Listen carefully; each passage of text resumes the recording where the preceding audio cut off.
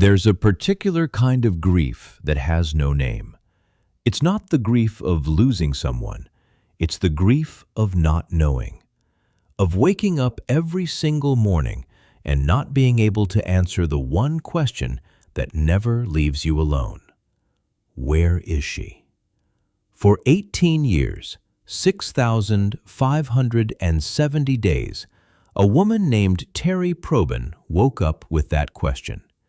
She searched, she prayed, she refused to stop. And the whole time, her daughter was alive. Not safe, not free, but alive. Just 190 miles away.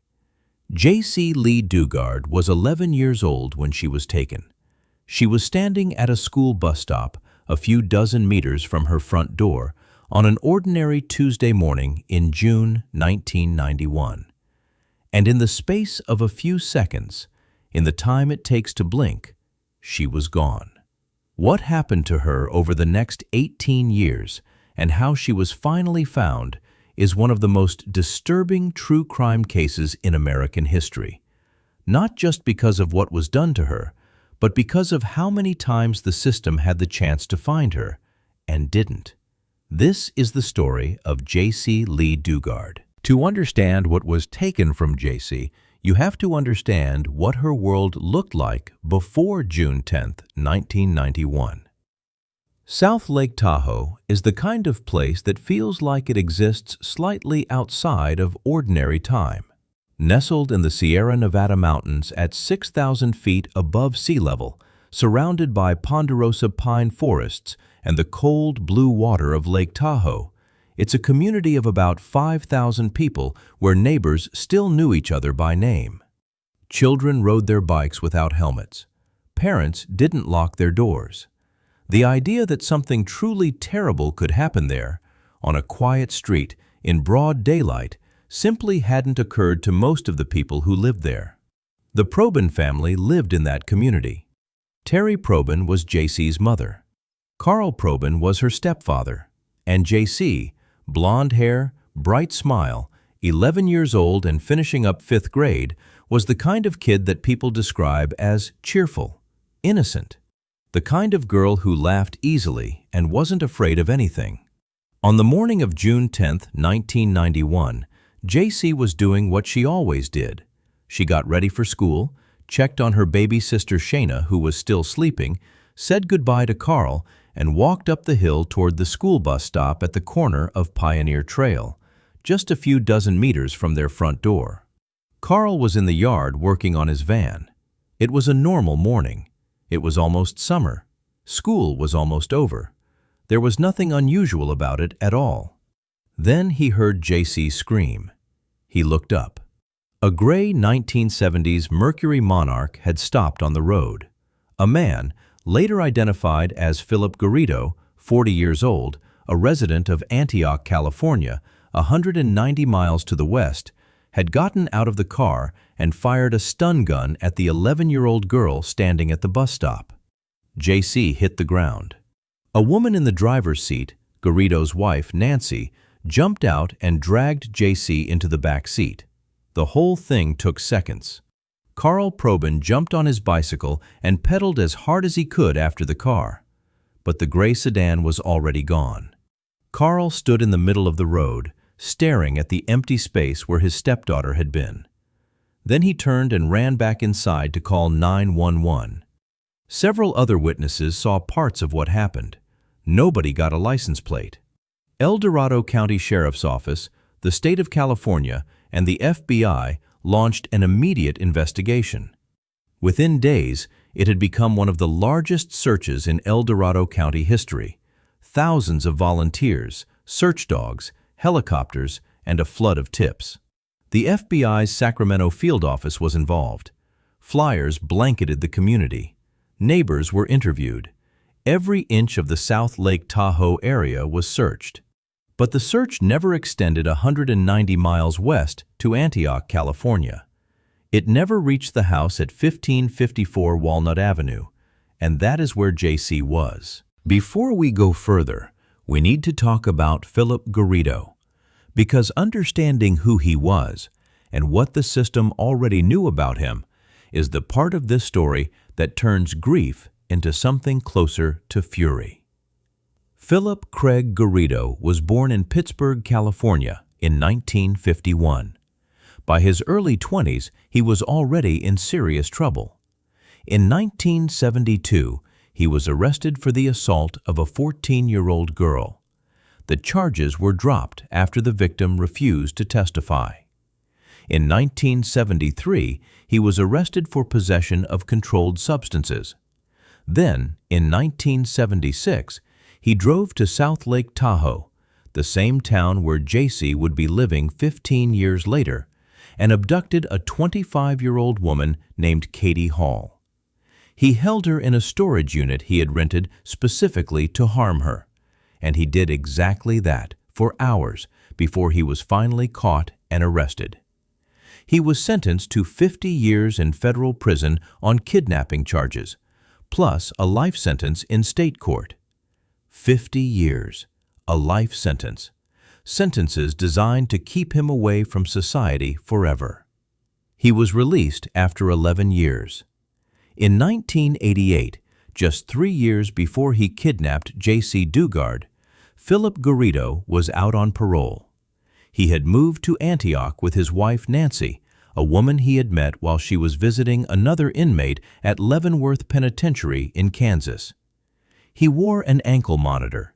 He registered as a sex offender. He maintained regular contact with his parole officer. He was, by all official measures, complying with the conditions of his supervision. And before he was released, his victim, Katie Hall, had contacted the parole system directly. She warned them that Garrido was continuing to exhibit dangerous behavior during his incarceration. She told them he should not be let out. The parole system dismissed her warning. They described it as the product of a victim's hysteria. 3 years later, he kidnapped an 11-year-old girl from a school bus stop and drove her to his house in Antioch. The house at 1554 Walnut Avenue in Antioch was an ordinary-looking suburban home. Neighbors saw a family living in the front house and had no particular reason to think anything was unusual. What they couldn't see, what was hidden behind the main structure, accessible through a concealed passage, was the compound Garrido had built and continued to expand over the years in his backyard. Tents, sheds, small outbuildings connected to each other. No electricity, no running water, no school, no medical care, no connection to the outside world. This is where Jaycee Lee Dugard, 11 years old, taken from a school bus stop in South Lake Tahoe that June morning, was placed. From the very first day, Garrido made clear that Jaycee had no power, no rights, and no say over what happened to her. He told her things about God and religion and his special mission on earth. He controlled every aspect of her reality, what she knew, what she believed, what she thought was possible. He gave her a new name. She was no longer Jaycee, she was Alyssa, and Alyssa had no past, no family, and no world outside the compound. In 1994, when Jaycee was 14 years old, she gave birth to a daughter, brought into the world right there in that backyard, without a doctor, without a hospital, without any of the care that any mother and any newborn deserved. She was 14 years old. In 1997, when she was 17, she gave birth to a second daughter. Same conditions, same backyard, same compound. The two girls grew up there. No school, no birth certificates, no official record of their existence anywhere in the outside world. Garrido told anyone who asked that they were his granddaughters, and for years, no one looked closely enough to question it. But something changed when Jaycee became a mother. She wrote about it later in her memoir, A Stolen Life. She talked about how the birth of her first child gave her something she had been losing, a reason to keep going, not for herself, for her daughter, and then for her second daughter. She had to stay present, She had to function. She had to find a way to protect them inside a world she couldn't escape. She did not try to escape, not because she wasn't smart enough or brave enough, but because Garrido had spent years building a reality in which escaping meant abandoning her children, meant facing a world she no longer knew, meant leaving the only two people she had to protect. He had used her love for her daughters as a chain, and the whole time the system was checking in. Between 1999 and 2009, Phillip Garrido's parole officers visited the house at 1554 Walnut Avenue 60 times. 60 times. They knocked on the front door. They talked to Garrido. They noted in their files that the parolee was complying with the conditions of his supervision. And then they left. Not once, in 60 visits over 10 years, did a single parole officer walk around the side of the house and into the backyard. A full property inspection is a basic requirement when supervising a sex offender with a history of kidnapping and holding victims captive. Phillip Garrido had exactly that history. It was in his file. It was in the reason he was on parole in the first place. And yet 60 times, 60 different check-ins, and not one person went behind the house. In 2006, when Jaycee had already been in captivity for 15 years, when her daughters were 9 and 12 years old, a neighbor called the Antioch Police Department. She told them that people were living in tents in the backyard of the Garrido property. She said she could hear children's voices coming from the covered area in the back. Antioch police went to 1554 Walnut Avenue. They knocked on the door. They spoke to Garrido. They did not go into the backyard. In 2008, the parole agency itself launched an investigation into Garrido after receiving reports about his strange behavior. Investigators went to the house. They questioned him. They were concerned enough to investigate, but apparently not concerned enough to walk 30 feet further than the front porch. Every single time, the compound remained hidden. Jaycee and her daughters remained hidden, and the system filed its reports and moved on.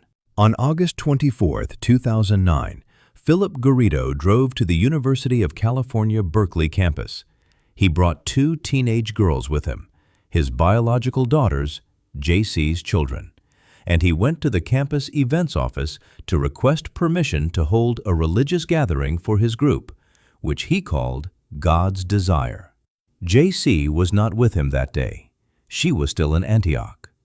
The person who received him at the events office was a woman named Lisa Campbell, the manager responsible for issuing permits for campus events.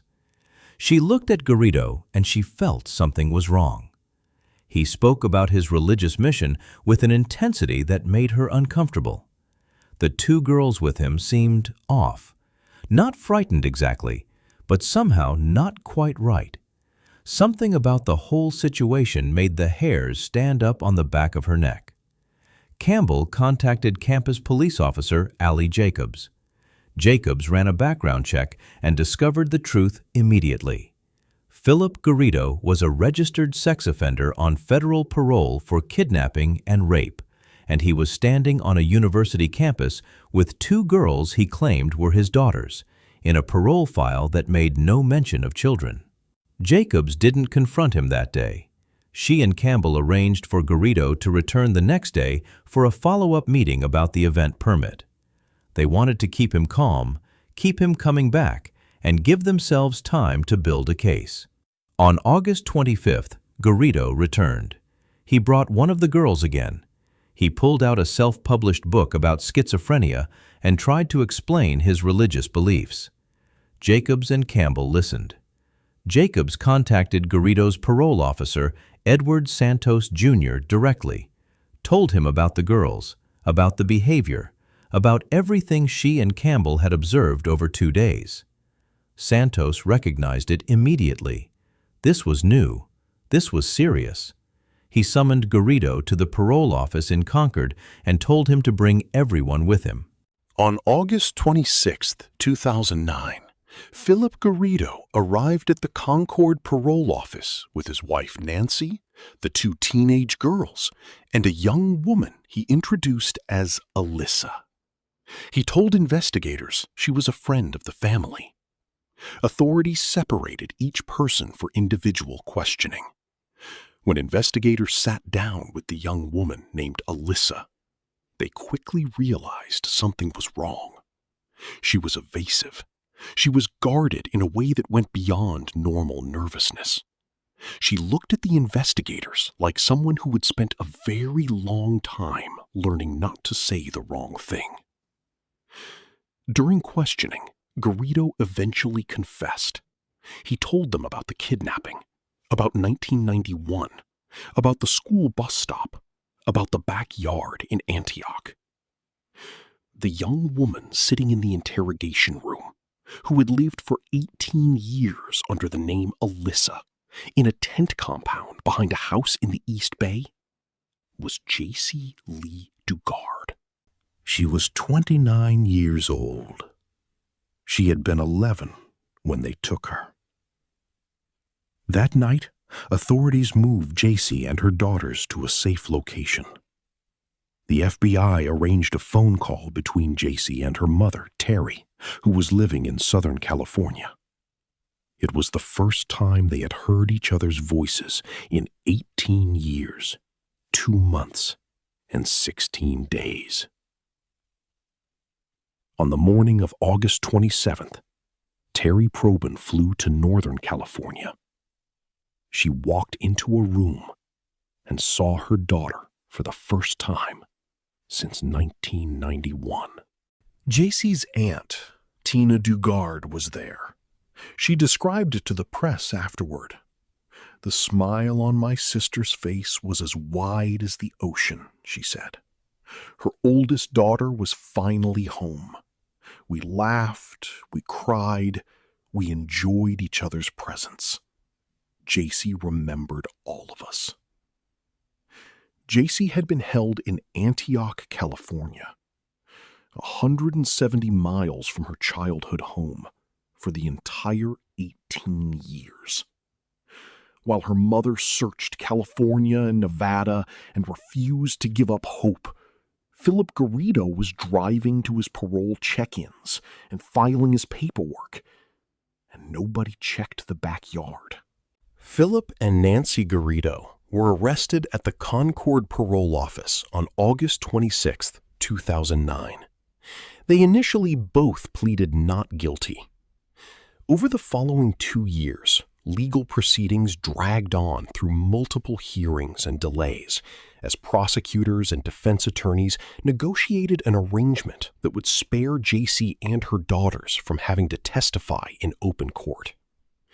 In April 2011, Phillip Garrido pleaded guilty to 1 count of kidnapping and 13 counts of sexual assault, including 6 counts of rape and 7 counts of lewd acts with a minor. Nancy Garrido pleaded guilty to 1 count of kidnapping and 1 count of forcible rape. On June 16, 2011, the sentencing hearing took place at El Dorado County Superior Court in Placerville, California. Jaycee was not in the courtroom. She had written a statement, which her mother Terry read aloud on her behalf. She wrote, "I choose not to be here today because I refuse to waste 1 more second in your presence. Everything you did to me was wrong. I hated every single second of every single day for 18 years. You stole my life and the life of my family." And she wrote about Nancy Garrido directly. "There is no God in this universe who accepts what you did." Judge Douglas Phimister sentenced Phillip Garrido to 431 years to life in prison. Nancy Garrido received 36 years to life, the maximum sentence available under the laws in effect in 1991 when the crimes were committed. The state of California later acknowledged its systemic failures in the case. A civil lawsuit was settled for $20 million, the largest settlement in California history for parole system failures. It was an acknowledgement that what happened to Jaycee wasn't only the crime of one man, it was also the failure of a system that existed specifically to prevent it. Jaycee Lee Dugard did not disappear after 2009. In 2011, she published A Stolen Life, a memoir about her 18 years in captivity. It became a bestseller, not because of its details, but because of its honesty. Because it told the truth about what it's like to survive something that most people can't bring themselves to imagine, in a voice that was entirely and unmistakably her own. She founded the JAC Foundation, an organization that supports families of abduction victims, helping them navigate the recovery process that ordinary medical and legal systems aren't designed to handle. She turned 18 years that were stolen from her into something that could help other people. Nobody had the right to ask that of her. She chose to do it anyway.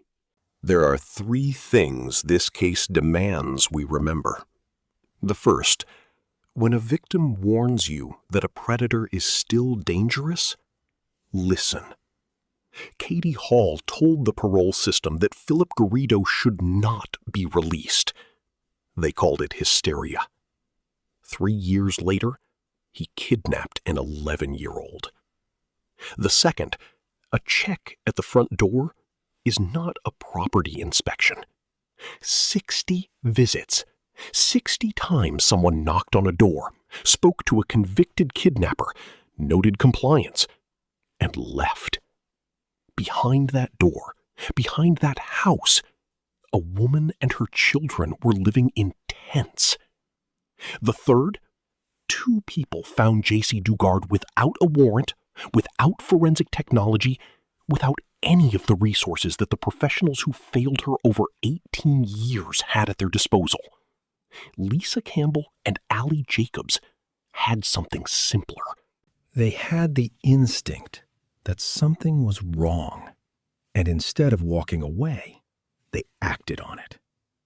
If you see something wrong, a child who looks afraid, a situation where your gut tells you something isn't adding up, say something.